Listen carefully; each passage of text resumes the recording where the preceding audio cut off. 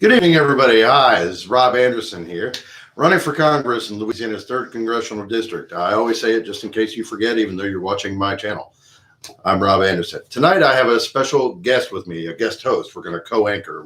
We agreed ahead of time. This is Rashad Jones, the president of the UL College Democrats Group Society. How do you call it? UL College Democrats, yeah. Just UL College. And this is Rashad. Say hello. Hi, guys. It's nice to be here. I'm so thrilled to be here with Rob. And yeah, I'm ready to get started. All right. And then I'll introduce everybody else as I always do. Off camera tonight, they will not be appearing with us. Of course, campaign manager Claire Stagg. Hey, guys. Social media director Dave Longlinay. Howdy.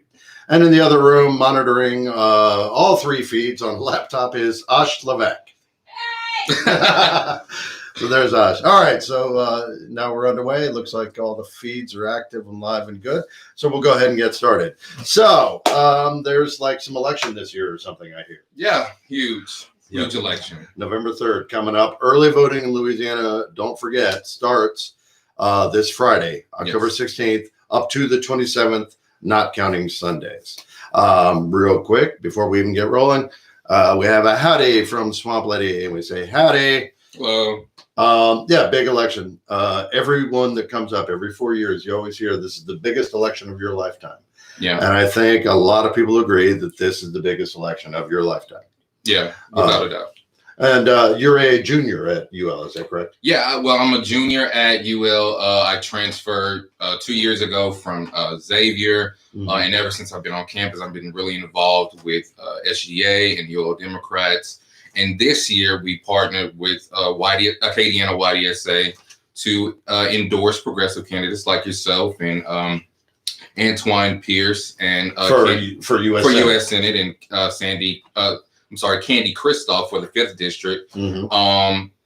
Because we believe that progressive ideas benefit the students. So we're all about whose policies benefits our students. Absolutely, and those are the issues that. I mailed my ballot yesterday. Good for you. I know a lot of people have already voted. We love to hear it. Yes. Everybody who hasn't voted, you're going to show up in person, bring a cooler, bring a chair. Apparently there's some lines. We haven't seen it in Louisiana yet. Yeah. Because our early voting opens Friday, but I'm going to tell everybody, show up in the morning and don't leave until you've voted. It is your constitutional right. And I believe it's part of your civic duty. But don't let them turn you away without voting, for sure. We brought Rashad on. We've been corresponding for a bit, obviously, and they endorsed me publicly recently. 2 weeks ago. I'm sorry, I don't mean to be so vague, but it was about 2 weeks ago. And somewhere in this feed, one of Claire or Ash will add the Twitter handles for the UL College Democrats and for Rashad Jones. So give them a follow. They're good on Twitter. Obviously, they're just, small, starting out. They could use our boost. We have a major account.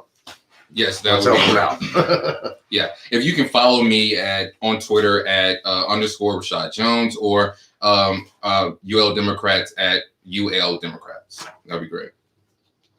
Awesome. I dropped those in the comments in case anybody missed them. Cool. On Twitter, correct? Yeah. So in the Twitter comments, they're there, Facebook and YouTube. You just heard him say it. One more comment here, and then hi, Tristan. My car is old and really crappy, but if someone in Lafayette needs a ride, I'll be glad to drop them off to vote. See, now that's commitment. That's what I'm talking about. We do this together, and that's how we can win. Exactly. And that's our mindset from the beginning. We are absolutely a grassroots campaign that has built a major following, but we did it the long, slow, difficult way. No corporate sponsors, progressive ideals. And part of our weekly, part of our weekly tradition, the cup of tea from Dave. Cheers. Thank you. Cheers. Well, cheers. Hey, might as well. There's nothing in it but tea, I assure you. We don't drink while we work. What kind of tea we got today? What kind of tea do we have today? This is Pu'er and Assam. Dave has become quite a mixologist. With different blends of tea. It's become his I'm hobby. more of a coffee guy. Oh, as am I. I was until recently. Yeah. We've definitely become converts with the weekly cup of tea. It's nice to, and as you find when you talk for an hour, your throat dries out and it just works beautifully. And so that's That's progressive politics. That's adapting to new ideas and changes that may improve upon the own. And I also have over here, as everybody knows, I always have my coffee with me. But that's just, you can't make it through a political campaign without coffee, in my opinion. All right, so let's run your checklist. What do you got that you'd like to speak about now that you have the platform to do so, and then we're going to try to answer your questions, or we're going to try to seek the answers together? Yeah, sure. So, like Rob said, we made a decision to endorse him for this race in partnership with the Acadiana YDSA, because one of Rob's top priorities is education. As we all know, Louisiana's education system is totally depleted. And what we need for our students, for college students in particular, is to reduce these high interest rates, which contributes to the cycle of debt for those people who want to, further their education. And right. Even if it's not an Ivy League education with a $250,000 price tag, exactly, with the high interest rates they get students for, because you really have nowhere else to go if you're getting a student loan, even if it's only $10,000 or $15,000 or $20,000, you're still talking about many years worth of debt. Exactly. Because of how we abuse our students. We treat them like a foreign market, a cash crop that we're going to take advantage of, and you can't bankrupt your way out of, and you can't get. I mean, this is not helping our next generation get educated. It's hindering. It's pushing back, saying no, you can't get educated, and the opposite should be true. It's like no, everybody should have the opportunity to get as much education as they're capable of. Absolutely. Not everybody's going to be a doctor, but education also means trade schools for electrical unions and plumbers, and that's one of the big pushes I have, because I came from the trades. Yes. What's your degree in, by the way? Oh, well, I'm majoring in political science, and I do intend on going to law school. So yeah. Awesome. I love to hear it. We were running out of scares lawyers. Me. But yeah, not only do we need more affordable education, not only do we need to reduce the cost of education, the cost of these high interest rates, we need our education system in Louisiana we need quality education. Mm-hmm. A lot of our schools just don't receive the funding that they need. We need to hire more teachers. Mm-hmm. We need to hire more. We especially need to hire mental health, counselors for these schools for low-income students, so that when they get to college and they, all this stress of, money, and they go into college with a positive mind frame, So and that's what you're all about. You're all about education, infrastructure, and healthcare. And I think that's what we need. We don't need a Clay Higgins in Louisiana. No, we don't. And I'll throw a little personal story in there for you. My son has a more severe case of Asperger's syndrome than do I. I have it. I've come to cope with it as an adult, but my son was more severe. We were in a different school system at the time. We bounced around for the trades over the many years. At the time, he was in a different school system that actually put money into guidance counselors, as you were saying, and to the point where he even had what they called a scribe, somebody who would write for him, because his handwriting was like chicken scratch. Okay. It was, and then they learned by assigning somebody to him in that kind of individualized care, they realized he was very comfortable typing, but not writing. It's literally something that simple, and that sort of little extra push, as you just talked about, got him to where he graduated high school, and then he went and got a 4-year degree in engineering. My son got a bachelor's in engineering. So I absolutely have that, because I don't think my case is isolated.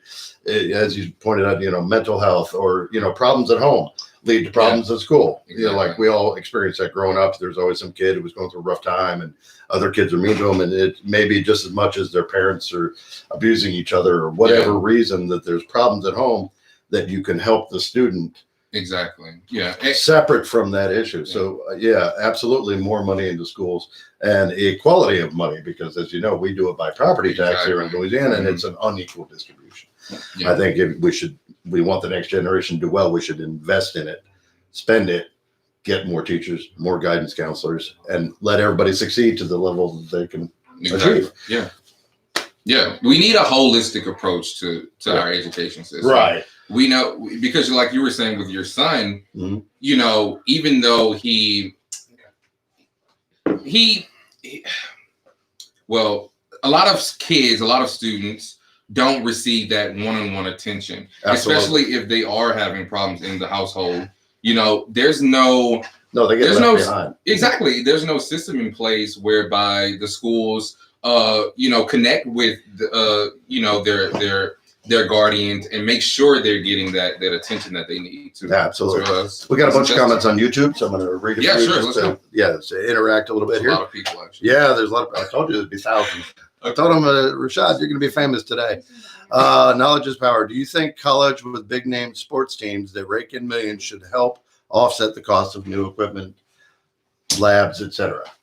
For example, any Big Ten school that, they get the millions Yeah. for the football program. Generally, they bring in a lot of revenue. Do you think universities should be told how to spend that money? It's How to allocate the money? it's walking that line between Republicanism and Democrats, I guess. It's like, yes, they should. Yeah. They're a university. They should spend resources on their students. Yeah. Can we make them do that? I mean, It's a question. in my opinion, I don't think it's fair that, with some of these huge schools who have these huge sports departments have, these are not actual numbers. I'm just throwing hypotheticals out here. But let's say, 60% of the money goes to the sports while, low income African-American students in particular who are trying to get affordable education don't receive, Enough scholarship. enough scholarship money to where they can attend because so much money is being distributed to things not associated with academia. So I do think it's important. I do think we could definitely structure, better in terms of the colleges, but that's another thing. If you want to say that you don't want to, as a university, you don't want to lean Democrat or Republican, then I mean it doesn't really matter. The students come first, and that's what we're all about, and that's what Rob's all about. There you go. Let's see what else we got. Yes, I do, and I work at UL. Oh, I didn't know that. Wait, what? Really? Sherry said I work at UL. Hello, Sherry. Trauma-informed education. Yep. If they could spend millions for coaches, shouldn't they put that kind of resources into teachers? Yes. And that's, again, it's kind of the crossroads we've hit in culturally and politically. Did you mess up my Twitter feed? Yeah, I tried to scroll Oopsie. to next question and Oh, no, you can't do it on that. blanked. Yeah, you can't touch that while It's it's running. reconnected as far as. Is it? It's trying to. Sorry, y'all. Rob, Just keep going. I'm gonna keep It wasn't going. my fault. There you go. Just hit start. Sweet. It happens. Let's see. I'm sorry. I was answering that or approaching the. I don't have an answer. I can't solve the world's problems all at once. But if they could spend millions on coaches, shouldn't they put that kind of resources into teachers? Yes, but I can't tell them how to spend their money. And that's the problem. That reality TV approach. Football is what they think gets people into the stadiums, Yeah. and it's not the academics program. So they spend more money on sports. And kids aren't getting educated, and as you pointed out, aren't getting enough scholarships or a commensurate or equal amount of scholarships. So, yeah, I think academic institutions should be obligated to also teach. Yes. Let's see. That revenue covers costs of losing athletics. Fair. Should some revenue be set aside for players that are injured on the? Okay, we're going down a rabbit hole. Sports. We're getting down a rabbit hole here. Here we go. Rob, what's your opinion of ranked choice voting?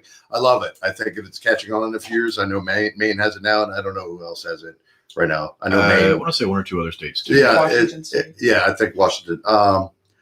So yeah, I love ranked choice voting. I absolutely am in favor of it, especially in Louisiana where we have what's called the jungle primary. Exactly. Where there are 4 candidates running right now for the seat. One of which being the incumbent, and the only one I'm going to mention. I don't promote other candidates.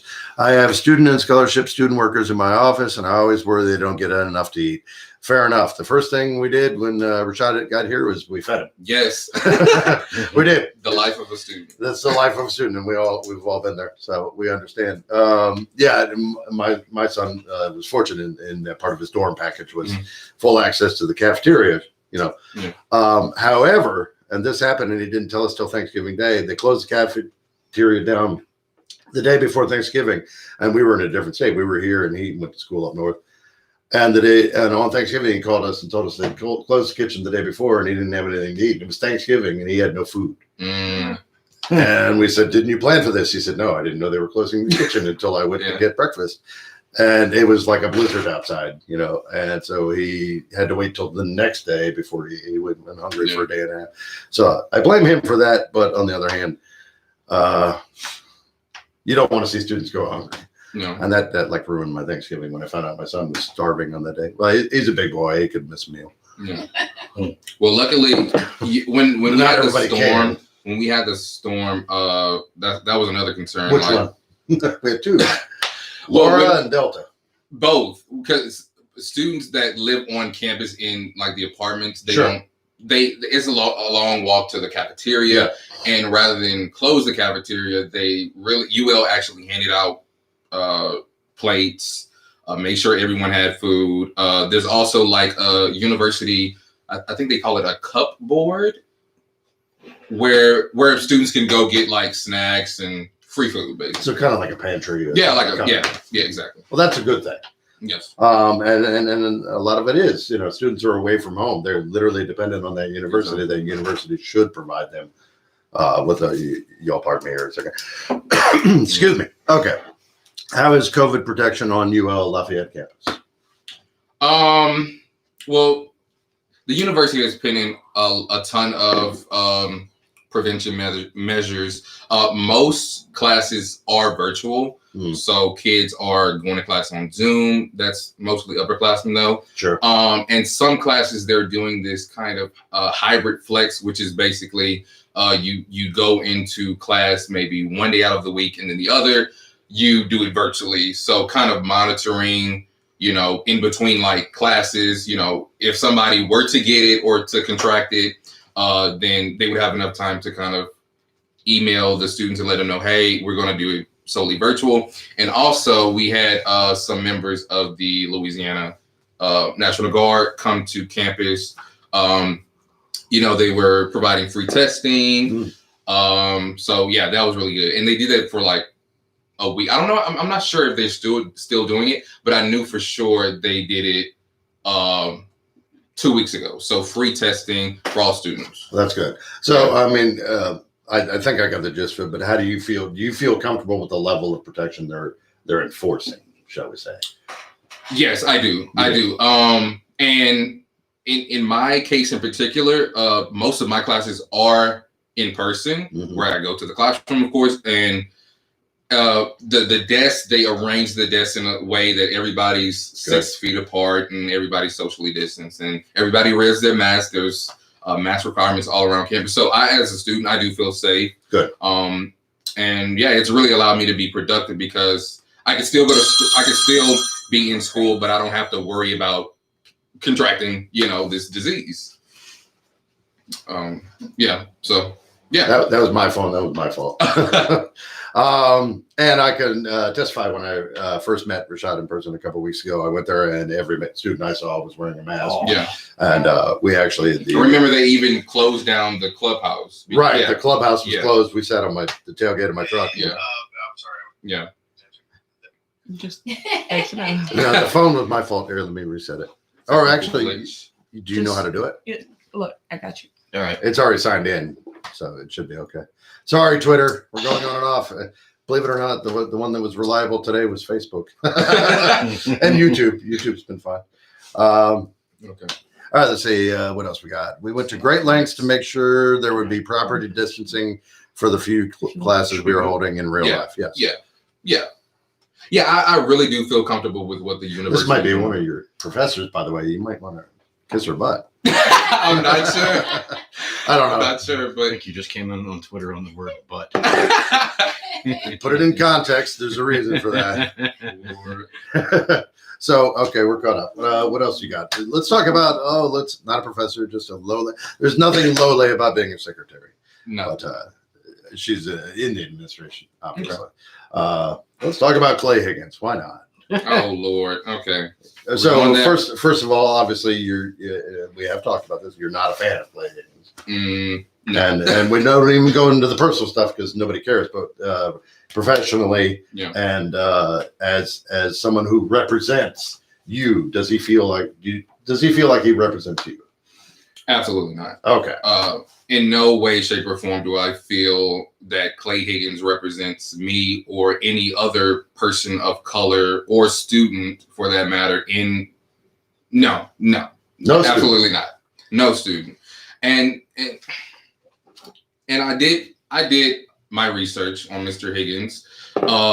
He was a National Guard officer. Mhm. He was in the Army. He went to school in Louisiana. Mhm. And he was sworn to serve and protect. Mhm. And now you have this kind of trickle down Trumpism where he doesn't necessarily say anything that goes against the president, but you have the president calling our men and women of armed forces losers and suckers, and Clay Higgins being, a former, National Guard member, I would think he would have something to say, but him, as in addition to all the other Republicans, just have said not a peep. Have you seen Clay Higgins' yard signs this year? I have not, but I'm thankful I haven't. Does can somebody call up the image? And I'll show it's a visual. You have to see it after what we're talking about. So Clay Higgins, go on. You'll see it in a second, and the camera's going to watch you bust out laughing when you realize how that weaves in. Three of them, actually. What you just said. So yeah, he didn't defend our troops. Not at all. Even having been one. Now, my father served in the Navy for 20 years, the same branch of the military as John McCain, obviously, which is, I think, what triggers Trump on all this, because he didn't like John McCain because John McCain stood up to him. We don't get into national politics too much because we just don't mix it up. But so I was offended at the losers. My dad's not a loser. Yeah. Matter of fact, my year has been weird. My year started out with my dad having a heart attack. He's okay now, by the way. And up to, it's ending with an election. And in between, we had 2 hurricanes and a pandemic. And, I just, we're all waiting for the other shoe to drop, but we're hanging in there. We're fighting. We're staying tough. Yeah. Anybody found it yet? No. Okay. I don't even know why. You can actually go to his website and Let's Is it see. on there? I'm a civil service employee, so I make crappy pay too. I'm sorry to hear that. He's the Ted Cruz of Louisiana. My son served in the Navy for 5 years and did 2 deployments to the Gulf. Well, thank you for Thank you for your service. yes. Pay more taxes than Trump. Yes, everybody, I think, in this room probably pays more taxes than Donald Trump. Paid twice as much in taxes. Yeah, you pay twice as much. Wow. We did entire Well, I didn't person. make very much, yeah, Dave. that's fair. That's Well, fair. while they're digging up the sign, Fair, I got you. did you find it? It is just a visual joke. Now I feel like the lead up to this is just. I can kind of Yeah. imagine what it looks like, though. Well, the last time he did the pose with the hat and Mhm. the faux crucifix sigil was his last one, where he was holding his hands up in a shadow. Oh, It's It is. essentially him juxtaposed with Donald the Trump. president, and it just says "winning." That's it. It's Donald Trump's picture. Clay is a little smaller, winning. and then it says "win." I think that I'm they gonna- should have a little question mark at the end. That was it. Not even his name. Nothing. Just winning. Just Okay. winning. I'm Okay. going to qualify that by the Trump picture looks like a cardboard cutout. Yeah, it of kinda Trump. does. Right, If they he's weren't standing posed next together. Oh, to it's you. not like an actual image. It's like him. It's Idolization. yeah, Like they couldn't wow. figure out They did a Photoshop, so Photoshop. they were just like, There's not even a picture of the 2 of them together.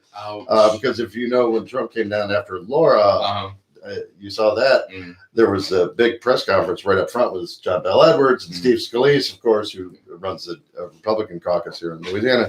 And way over in the corner off camera was Clay Higgins, whose district had been affected, and he wasn't anywhere near. So we think he's kind of on the outs right now, but that's all political inside Mm. stuff. Here's one in his video. There it is. Winning.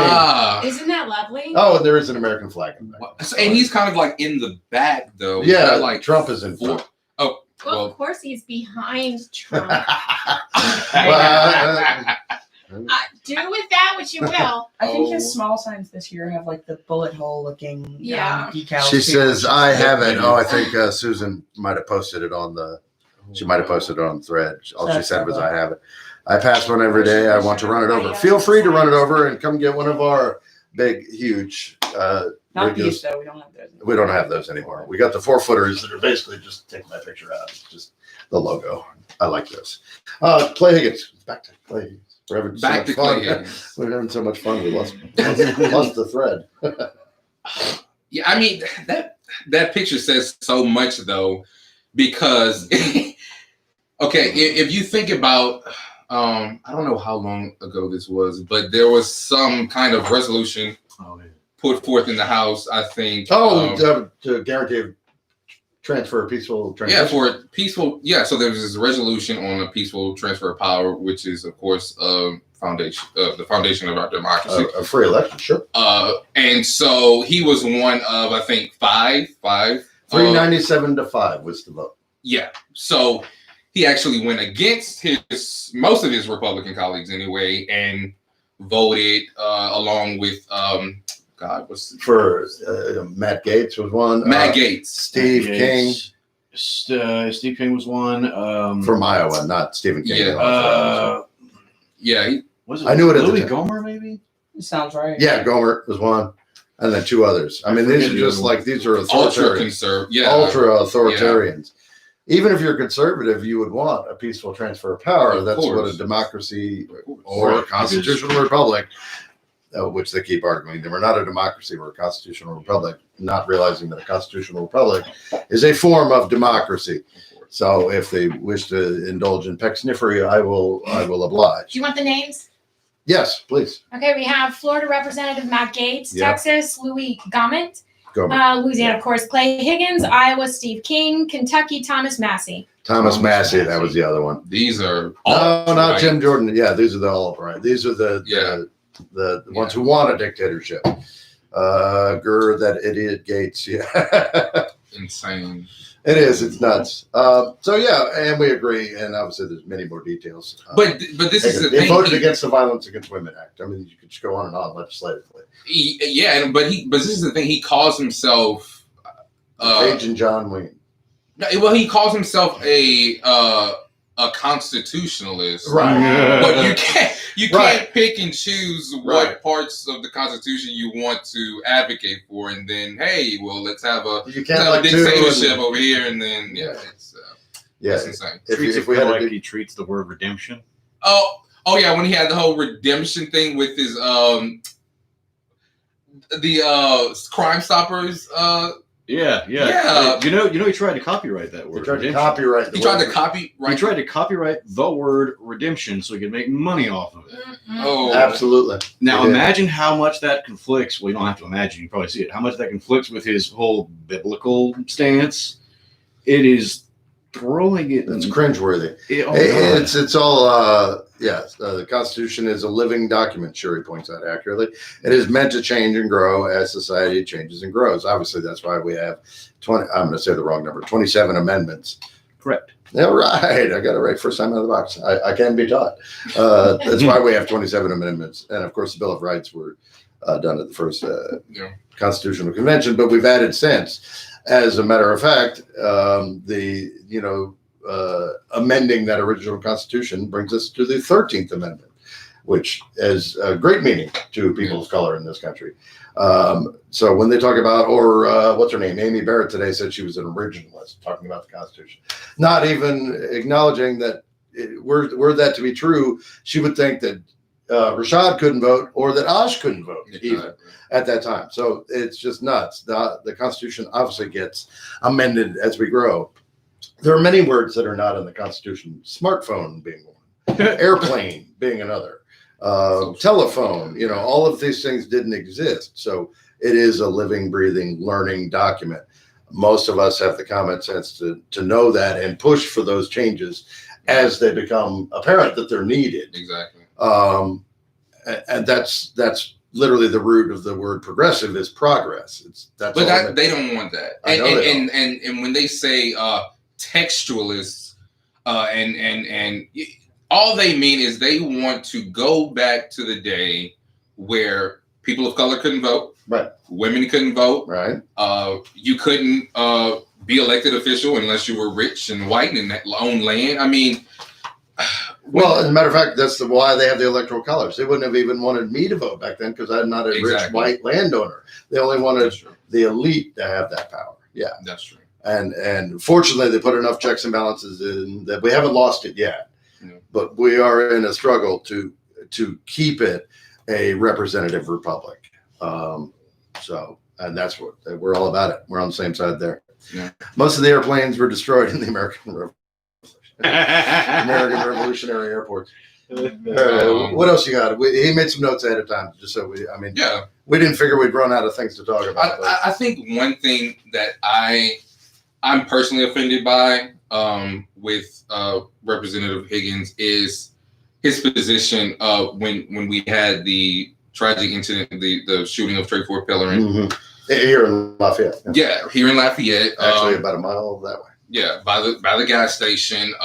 And there is some kind of local black militia group. I'm not sure of the name. NFAC. Yes, that. They're not local, but Okay. Well, they're national. Well, Higgins said something about kind of threatened violence against those who might, I think he was pretty demonstrate here. explicit when he said, I will drop any 10 of you where you stand. That sounds that's not implied. Yeah, that's And Without then, spilling a beer. without spilling his beer, he said, that's what he said without spilling it. I will drop any 10 of you where you stand without spilling my beer. 1,450 feet per second. And then that group is the NFAC, Yeah. which I'm going to use a bad word here, y'all. It stands for the Not Fucking Around Coalition. Oh, does it really sound good? That absolutely is what it stands for. I didn't know. Yeah. And the leader of that group heard about Higgins' post Mhm.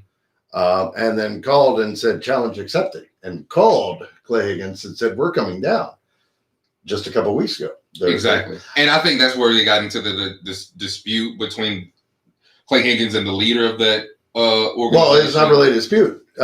Dave watched the whole video. Now, what's the guy's name? I'm drawing a blank. He's got a long name, and then he has his rap name. His quote unquote title is Grandmaster J. Oh, okay. Grandmaster Day. Okay, I've heard. Yeah. Last name Johnson. I forget Right. if Jay's is actually his first name or not, though. Right. And Dave watched the whole video where Grandmaster Jay recorded Clay Higgins calling him, and he was very apologetic, very submissive. Profuse is one adjective that I'd use. Another adjective I'd use would be kowtowing. Right. Telling Yeah. he didn't want any part of him, basically. Falling all over himself to try to rectify the wrong, and that maybe he was wrong, and blah blah blah. And he even invited him to his house. multiple times. Well, invited him to his own house, but asked him nicely not to bring guns. Actually, no, that's not the case. Oh, I'm He sorry. You saw the very video. explicitly said that he always carries a firearm himself, but for this occasion, he would make it a point to leave his firearm, and that he would be only armed by the Holy Bible, and that Grandmaster Jay was welcome to bring his firearm to make him feel more protected. Okay. Made a big point of that, actually. Oh. And then the next day went on his own page and said, no, I never apologized to that guy, and no, I'm not going to the rally. Not realizing he'd been recorded a 20 minute, you said? It was just shy of 20 minutes. Phone call of him kissing his ass, basically, and then coming back and doing the public posturing thing. Yeah. So at the NFAC rally, which was only 2 days after this call broke, right? Or That is it a phone week call later? happened on a Tuesday. The rally was on On a a Saturday. Saturday. They were supposed to meet that Friday beforehand Right. to see if they could set up some kind of agreement to keep bloodshed from happening. And Clay didn't go to it. Clay bailed the following day as soon as he found out the thing was recorded.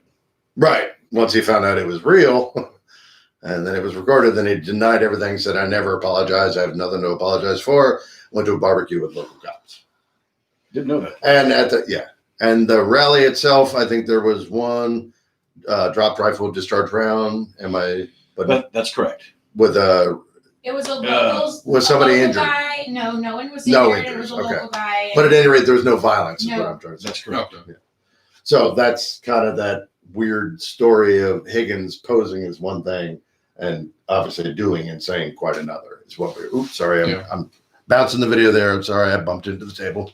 Yeah, but we don't need someone representing this district who is going to advocate for violence or is going to posture to his constituents about apologizing to someone he should have apologized about. And being that he was a member of the military and he could have brought together the community after that situation that occurred with Trayford Pellerin.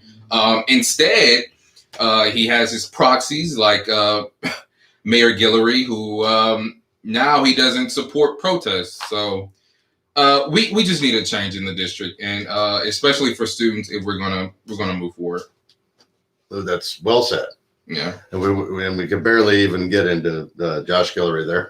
yeah. Oh, he's a whole local story. It's a lot of fun. But that's this trickle down Trumpism. You see this emboldening. Exactly. It's just toxic. That's what it is. It's toxic. We agree on that. Absolutely to his core. It is toxic because there's many things that should have never happened when you cascade backwards. Obviously, Trayford Pellerin, many feel should not have been shot. Exactly. But if you look at the chain of events leading up, yeah. And then they even made it worse rather than, as you said, he could have appeared, Yeah, of course.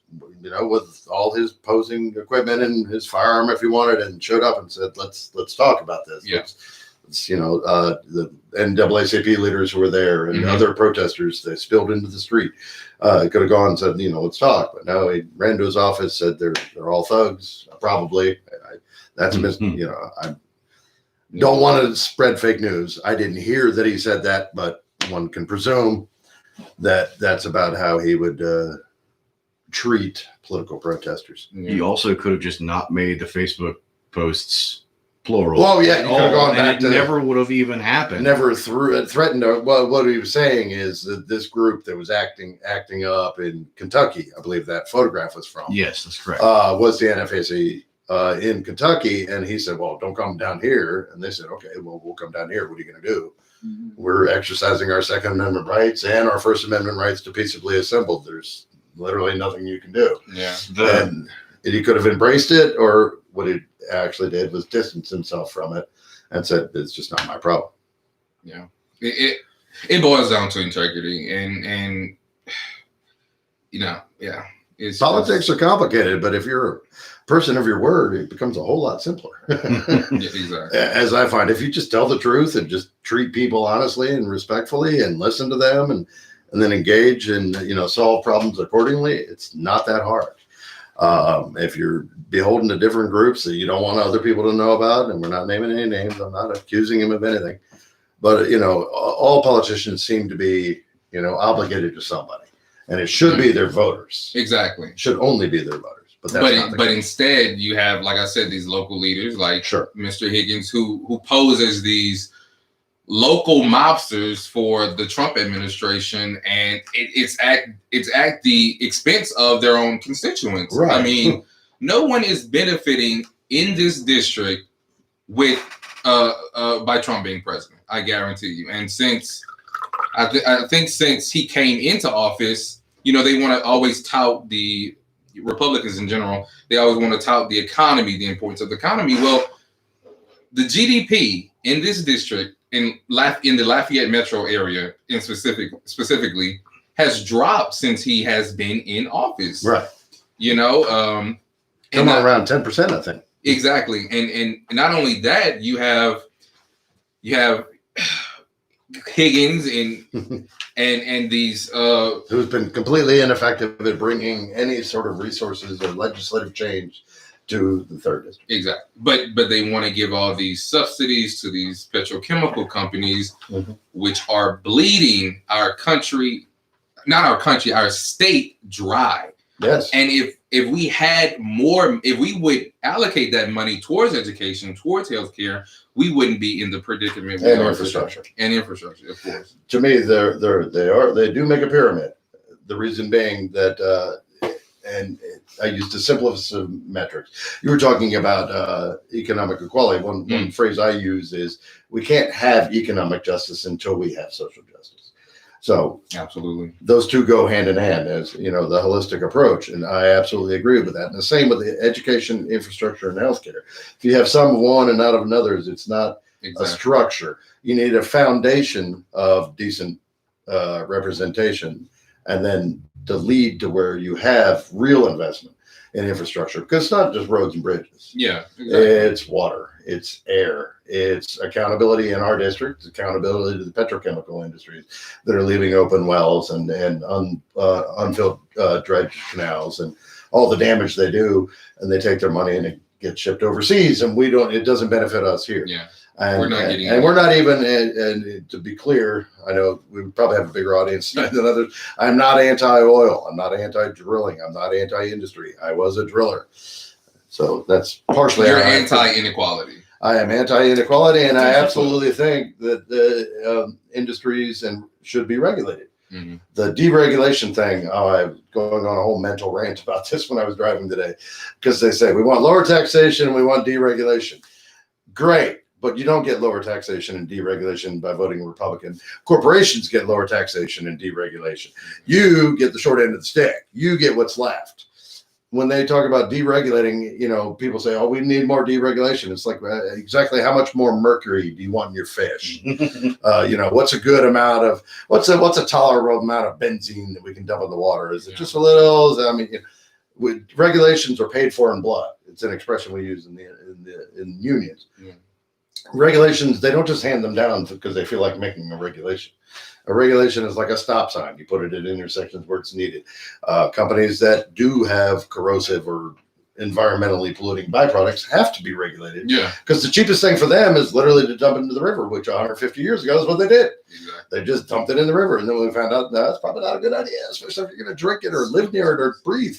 So then they started, you have to start environmental outflow controls, and then in the state, they fight back against it as much as possible. Every time you have to, renovate a chimney stack or something for air quality, of course it costs you money. Well, I'm very sorry, but you have an $11 billion plant.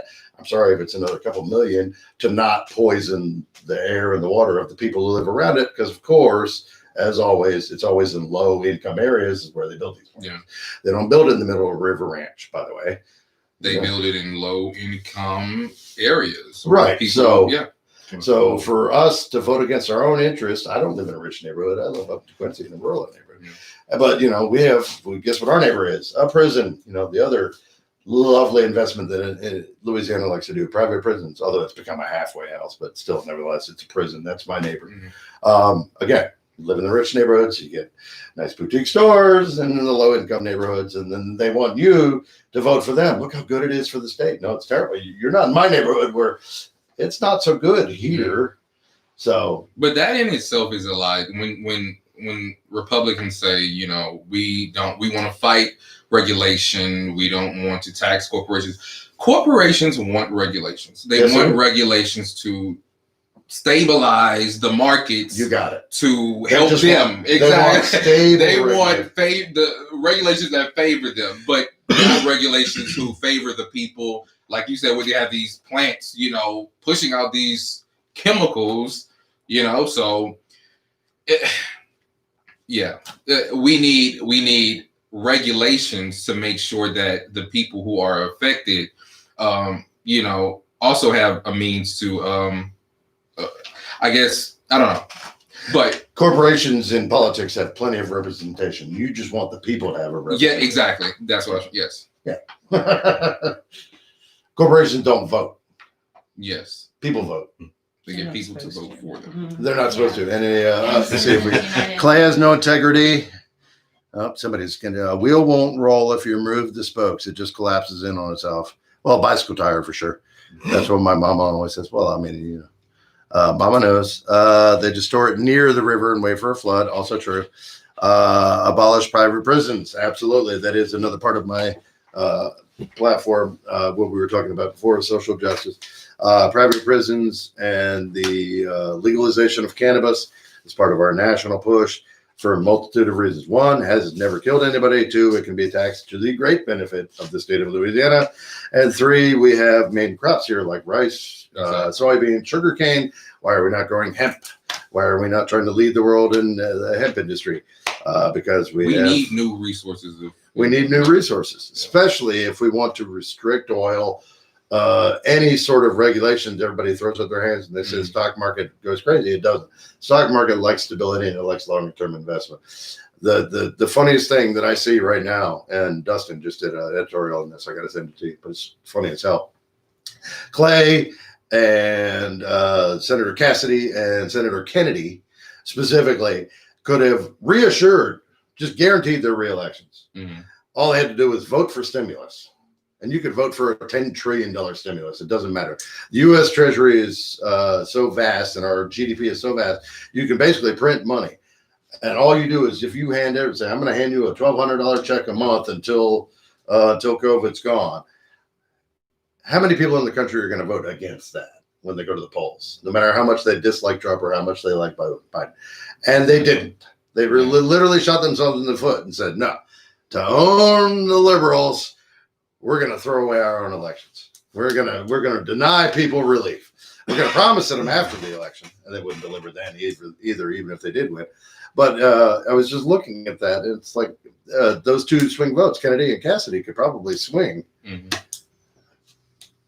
It's amazing how stupid they are. I hope you're watching, idiots. But it is a bad decision long term because they say we don't need to send these stimulus checks but if people if people do have some kind of disposable income, that means they're able to spend more money. If they don't put it in their mattress. Exactly, people don't. They buy food. Exactly, you can't spend money that you don't have. So when you're talking about the economy, you're directly you're not helping the economy by stopping these stimulus checks. No, you're putting it back in. Exactly. If they sent out $5 trillion, for example, or whatever the bill was, $4 trillion, something like that. The vast majority of that $4 trillion is going to go right back in. It's going to pay the landlords who are renting out all these apartments so they don't lose their money. Exactly. It's going to pay the utility companies. It's going to pay all the grocery stores that are struggling because they have to, socially distance their customers. It's just so that's how stupid Republicans are.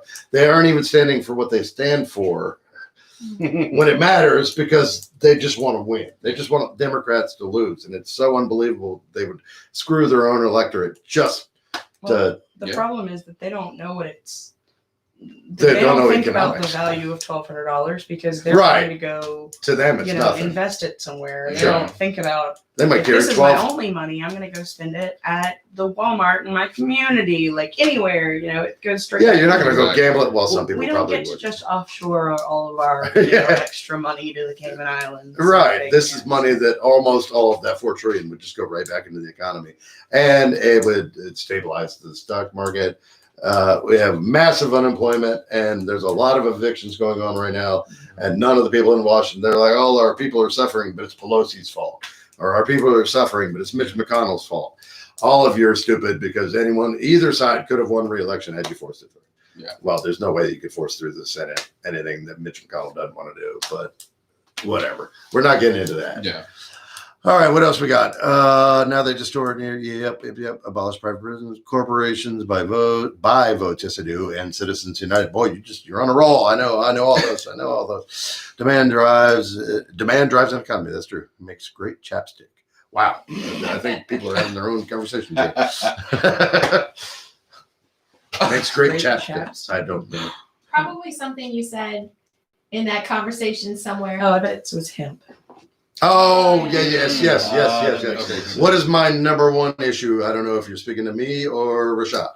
My number one issue is infrastructure, because when I say infrastructure, I don't mean roads. I mean the entire, everything that we build that invests in our district is infrastructure. Public Wi-Fi, water, air, our coast, everything that we can build or change just with money and effort.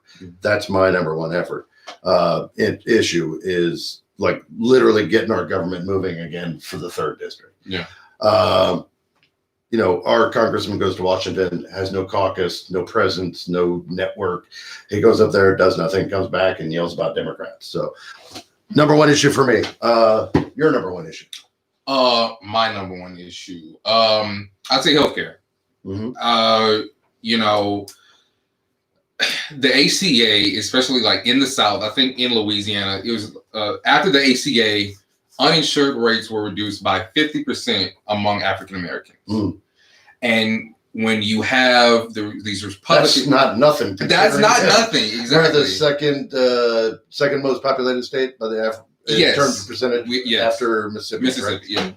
Yeah. So yeah, that's not nothing in Louisiana. That's a lot of people, Exactly. and that's just from the ACA. Exactly. And so, but you have the Republicans, Clay Higgins is one of them, who's trying to not only, do away with the Affordable Care Act, they don't even want to expand Medicaid and Medicare, which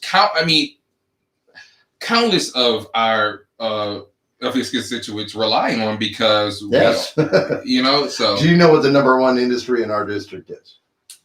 healthcare. Yep, you got it. Healthcare. It's not oil and gas. This is what people think. It's healthcare. So healthcare isn't just we're propping up a bunch of poor people and I'm paying their insurance. Why is my tax? No. It creates jobs. Exactly. These are industries in our district, and those jobs then they go to the store and they take that money and they dump it in. So an investment into infrastructure and healthcare. I consider healthcare part of it. I consider infrastructure everything. Yeah. It's my number one issue. If you haven't been able to guess, I just constantly talk about it because I think everything is about building. We're collapsing around us, and it's like you guys are just propping up walls with 2x4s and doing all that. We need to get a good foundation, and we need to build it back up. This can be a great area. It's the music, the food, the people, the history.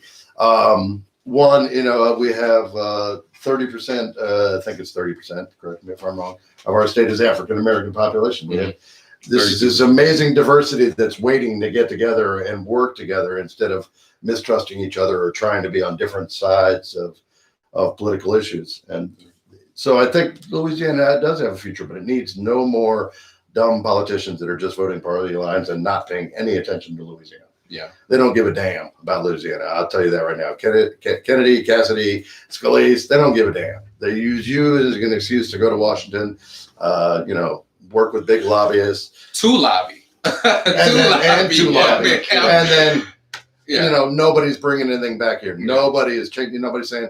And when we finally did have a politician who went with Medicaid expansion, John Bell Edwards, as soon as he got elected, 500,000 people had insurance overnight. And then what do they try to do? They try to recall elect him because they just can't stand the thought of that. They can't think back past the next step. They think it's all freebies, it's socialism, and they don't realize that. Okay, you better stop driving on my roads, and you better stop going to my library, and you better stop calling my police department and my fire department. Stop calling it socialism. It's just stupid marketing for stupid people. Stop doing it. I can't wait till on stage, motherfucker. I'll say it right now. If Clay Higgins calls me a socialist on stage, that will be bad. I have a question on Facebook that actually kind of ties in with healthcare. Yeah. By the clever Facebook name Sue Denim. She asks, what is your stance on reproductive rights, if, for example, choice for women? Who, me or him? I not directed. I assume that was me. That's or both. I am probably the only openly pro-choice candidate in the state, and I'll tell you why. It's established as federal law with the Supreme Court decision of Roe versus Wade. The 10th Amendment still stands so that each state may adjust its individual stances on certain issues, which Louisiana has very restrictive portions. So it's not part of my federal job anyway. It's legal on the federal level. The state already has its own control. We don't have an abortion clinic in the 3rd district. Let's say that right again. So once again, this is an issue that people make up and try to ascribe to get priority alert. To hang some sort of tag on you. And 2 and 3 or 4, whatever number I'm up to, I absolutely believe in representation. So if women are not at least 50% of the vote to change these laws, I don't think they should be changed. Women should have a say in their own healthcare. So that's my answer to that. Yeah. There's a question on YouTube or a statement. Which one? The money? Yeah, with all money that flows through the state. There's no excuse for the majority of our people being poor. This is damn right. 25% of the oil comes right through here. And I don't know, are you an oil millionaire? No. I didn't ask it ahead of time, so that was not a setup question. I am not an oil millionaire. I know these three are not oil millionaires. Yeah, there's a lot of money that goes through the state. And we also are one of the major producers of rice. I said that before. But I don't know if anybody realized how much rice is actually grown in Louisiana. We're the major producer, I believe, of sugarcane. One of. Okay, we'll say one of. We are the world's leading producer of Tabasco sauce, since it is made right here in And Haverhill. salt. Isn't it?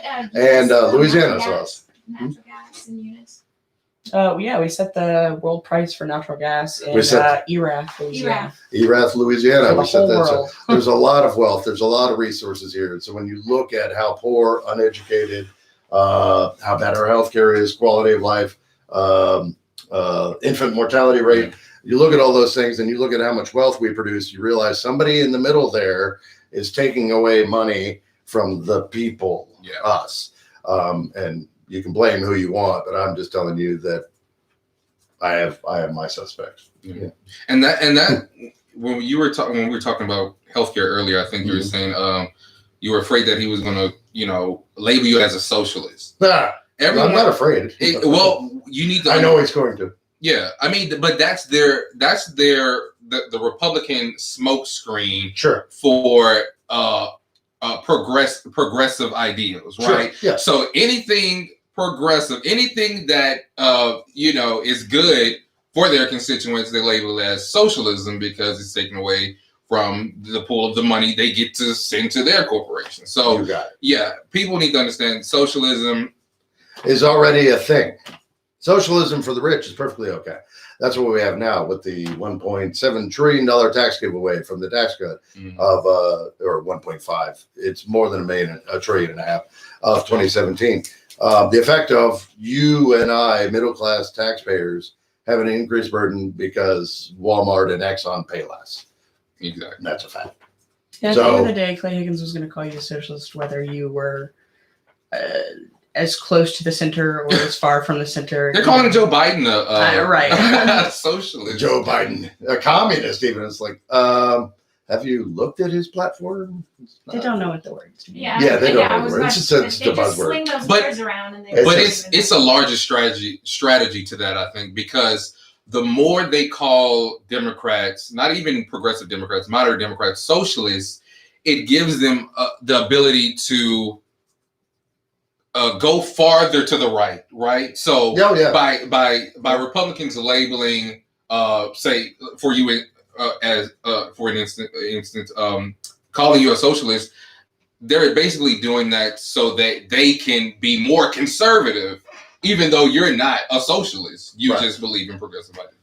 That's actually a very good observation. It's true. It's all a They have smoke gone screen. more right Exactly. over the last few years, and we haven't moved really anywhere.